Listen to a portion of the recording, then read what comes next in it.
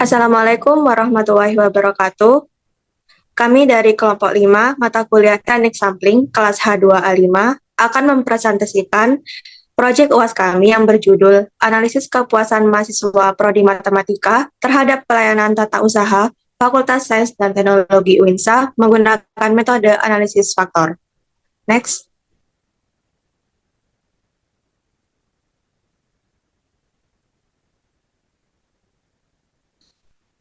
Kami kelompok 5 beranggotakan yang pertama Audira Puspamukti dengan NIM 090202210025, Intan Karunia Septiani dengan NIM 090202213031, Nur Azizatul Khairiyah dengan NIM 090102210012, dan saya Risma Madharma Putri dengan NIM 0901022116. Next. Untuk objek pembahasan yang akan kami jelaskan, yang pertama adalah latar belakang penelitian, yang kedua ada metode penelitian, yang ketiga ada hasil dan pembahasan, dan yang keempat ada kesimpulan. Next.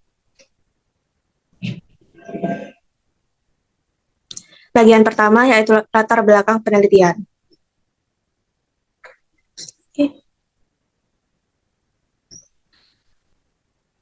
Latar belakang penelitian. Pada era globalisasi saat ini, pendidikan menjadi salah satu sektor penting dalam pengembangan individu dan masyarakat. Administrasi tata usaha di perguruan tinggi memiliki peran krusial dalam mendukung proses pendidikan. Kepuasan mahasiswa terhadap pelayanan tata usaha memegang peranan yang signifikan dalam menjaga hubungan antara mahasiswa dan lembaga pendidikan. Lembaga pendidikan seperti UIN Surabaya memiliki peran yang sangat penting dalam masyarakat karena bertanggung jawab dalam meningkatkan kualitas kehidupan bangsa melalui penyediaan pendidikan. Dalam konteks ini, penting bagi UINSA untuk memahami serta memenuhi kebutuhan mahasiswa dalam layanan dan fasilitas pendidikan. Meskipun pentingnya layanan administrasi tata usaha diakui, belum ada studi yang memadai untuk mengukur tingkat kepuasan mahasiswa di jurusan matematika terhadap kualitas layanan administrasi di Fakultas Sains dan Teknologi UINSA. Oleh karena itu, perlu dilakukan penelitian yang bertujuan untuk menganalisis tingkat kepuasan mahasiswa sebagai konsumen layanan akademik terhadap administrasi tata usaha di lingkungan tersebut. Next, selanjutnya akan dilanjutkan oleh rekan saya. Baik, yang kedua ada metode penelitian. Next. Dalam metode penelitian ini, data merupakan data primer yang diambil melalui survei di lingkungan mahasiswa program studi matematika Fakultas Sains dan Teknologi UIN Sunan Ampel Surabaya tentang kepuasan pelayanan tata usaha Fakultas Sains dan Teknologi UIN Sunan Ampel Surabaya. Tujuan dari penelitian ini adalah untuk mengetahui kepuasan mahasiswa program studi matematika Fakultas Sains dan Teknologi UIN Sunan Ampel Surabaya terhadap pelayanan yang diberikan oleh Tata Usaha Fakultas Sains dan Teknologi UIN Sunan Ampel Surabaya. Populasi dalam penelitian ini sebanyak 43 mahasiswa matematika. Berikut merupakan data yang didapatkan dari hasil survei. Dapat dilihat dari tabel berikut. Next. Data tersebut akan diteliti dengan metode analisis faktor menggunakan bantuan software SPSS. Langkah-langkah dalam melakukan penelitian ini sebagai berikut. 1. Melakukan survei pengisian kuesioner melalui Gform terhadap mahasiswa program studi matematika UIN Sunan Ampel Surabaya angkatan 2021, 2022, dan 2023. Kedua, melakukan pengambilan sampel data menggunakan teknik sampling stratifikasi. Yang ketiga, menyiapkan data dan software yang akan digunakan dalam penelitian. 4. Melakukan pengolahan data dengan metode analisis faktor. Yang kelima, ada melakukan analisis interpretasi hasil. Yang terakhir, ada melakukan penarikan kesimpulan dari analisis interpretasi hasil.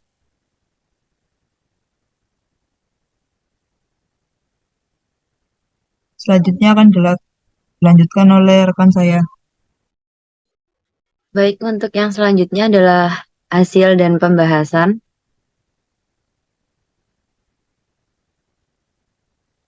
Yang pertama, pengambilan sampel. Pengambilan sampel pada penelitian kali ini menggunakan teknik sampling stratifikasi. Responden dalam penelitian ini adalah mahasiswa program studi matematika angkatan 2021, angkatan 2022, dan angkatan 2023.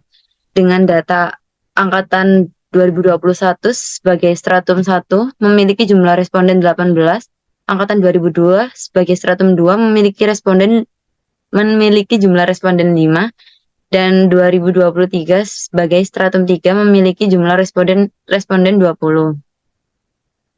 Akan didapatkan nilai setiap sampelnya seperti yang tertera pada tabel. Lalu akan didapatkan total populasi sebesar 43 dengan nilai P 0,5, nilai Q 0,5, nilai B sama dengan 10% atau 0,1, maka didapatkan nilai D 0,0025. Dengan nilai A dari perhitungan di atas didapatkan A1 sama dengan 0,4186, A2 0,1163, dan A3 sama dengan 0,4651.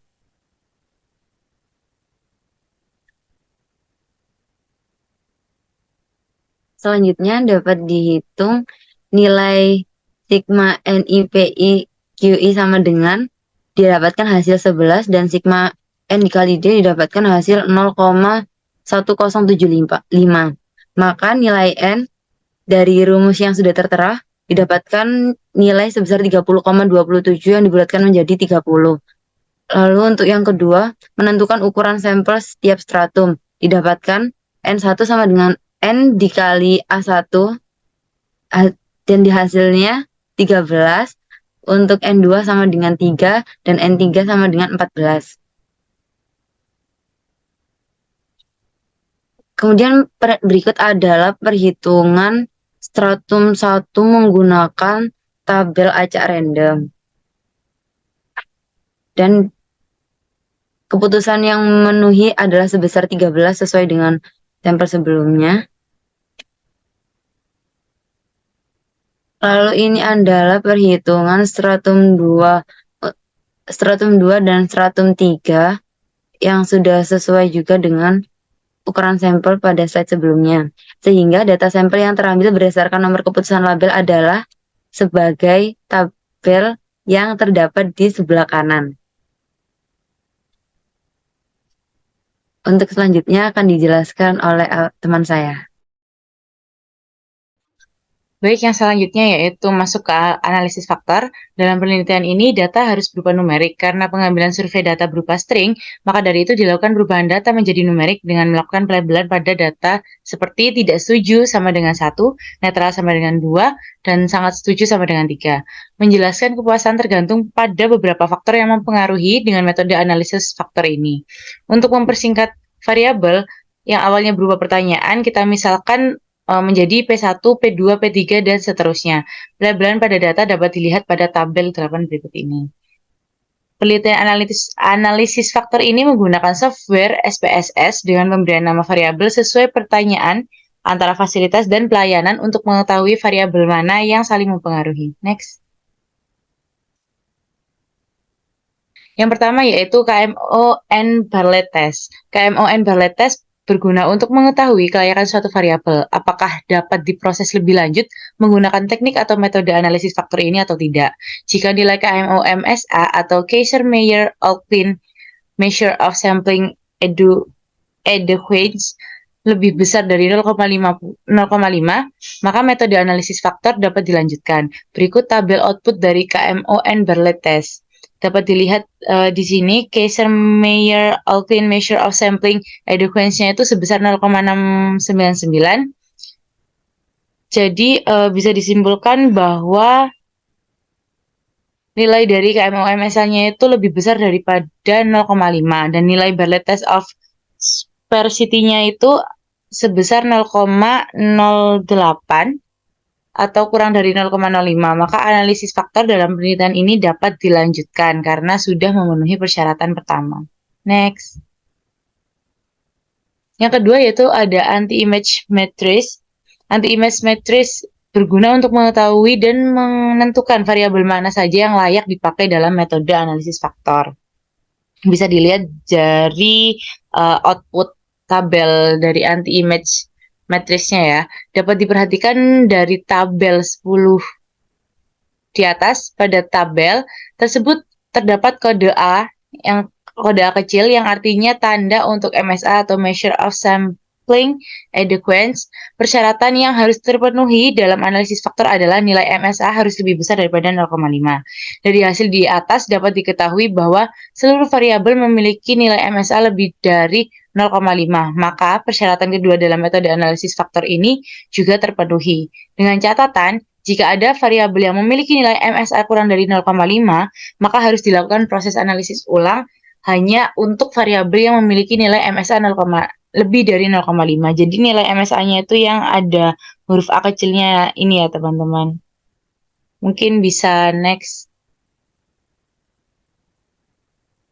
Oke, selanjutnya communalities. Communalities digunakan untuk menunjukkan nilai variabel yang diteliti. Apakah mampu untuk menjelaskan faktor atau tidak. Variabel dapat dianggap mampu menjelaskan faktor jika nilai dari extraction-nya itu lebih dari 0,5. Berdasarkan tabel di sebelah kanan, dapat diketahui bahwa nilai extraction dari seluruh variabel bernilai lebih dari 0,5. Dengan demikian, dapat disimpulkan bahwa semua variabel dapat digunakan untuk menjelaskan faktor. Next.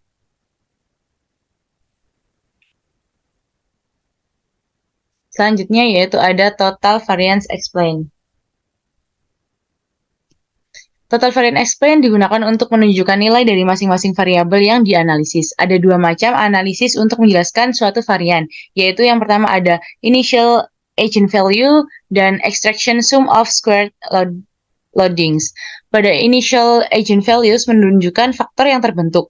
Apabila semua faktor dijumlahkan, maka akan menunjukkan jumlah dari variabel. Sedangkan pada extraction sum of squared loadings menunjukkan jumlah dari variasi atau banyaknya faktor yang dapat terbentuk. Syarat untuk menjadi sebuah faktor itu nilai eigenvalues-nya harus lebih dari 1.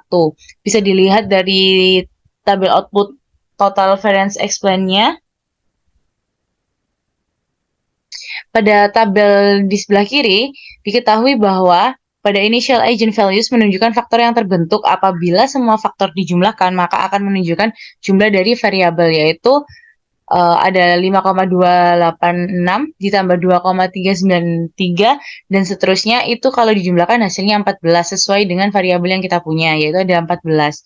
Sedangkan pada bagian extraction sum of squared loadings menunjukkan jumlah dari variasi atau banyaknya faktor yang dapat terbentuk, yaitu berjumlah 4 variasi, yaitu 5,286 itu lebih dari 1, maka menjadi faktor 1 dengan mampu menjelaskan sebesar 37,760% variasi.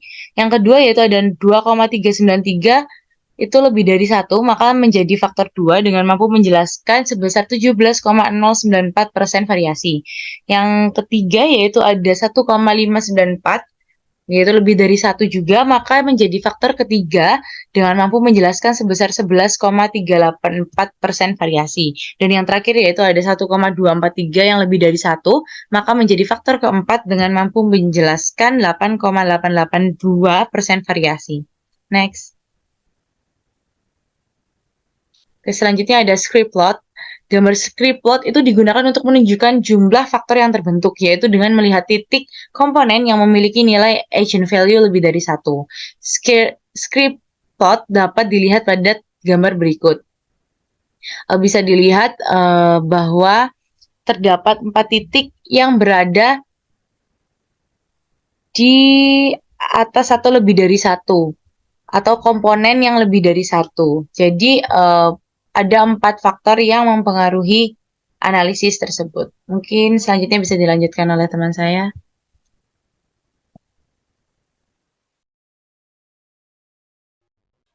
Baik, yang selanjutnya adalah komponen matriks. Nah, komponen matriks ini digunakan untuk menunjukkan nilai korelasi atau hubungan antara masing-masing variabel dengan faktor yang akan terbentuk. Nah, bisa dilihat dalam tabel di sebelah kiri itu pada variabel fasilitas 2, yakni nilai korelasi variabel ini dengan faktor 1 itu sebesar 0,618, korelasi dengan faktor 2 sebesar 0,274, korelasi dengan faktor 3 sebesar 0,404, dan korelasi dengan faktor 4 sebesar minus 0,254. Next. Dan yang ketujuh ada rotated component matrix yang digunakan untuk memastikan suatu variabel masuk dalam kelompok faktor yang mana. Hal ini dapat ditentukan dengan melihat nilai korelasi terbesar antar variabel faktor atau komponen yang terbentuk.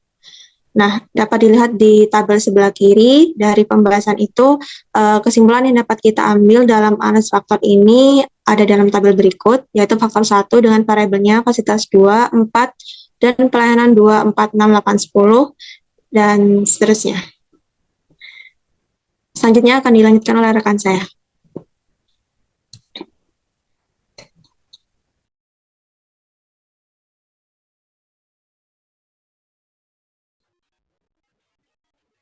Selanjutnya ada komponen transformation matrix. Komponen transformation matrix digunakan untuk menunjukkan bahwa pada setiap komponen apakah layak untuk merangkum dari ke-14 variabel dapat dianalisis.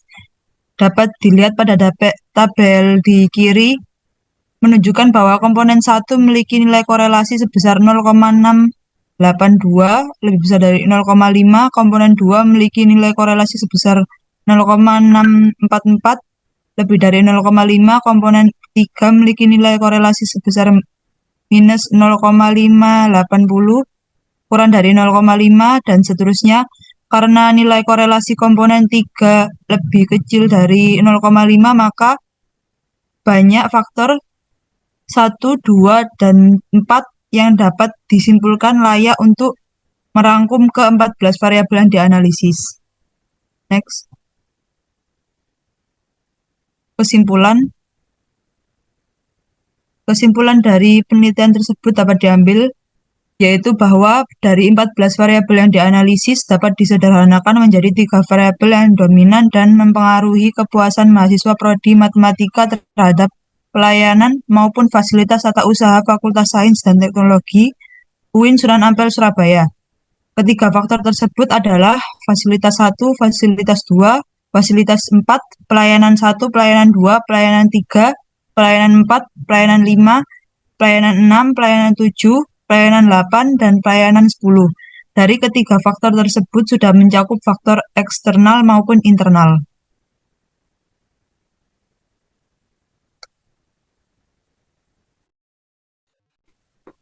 Cukup sekian presentasi dari kelompok kami. Semoga apa yang kami sampaikan bermanfaat untuk kita semua. Kurang lebihnya kelompok kami mohon maaf. Wassalamualaikum warahmatullahi wabarakatuh.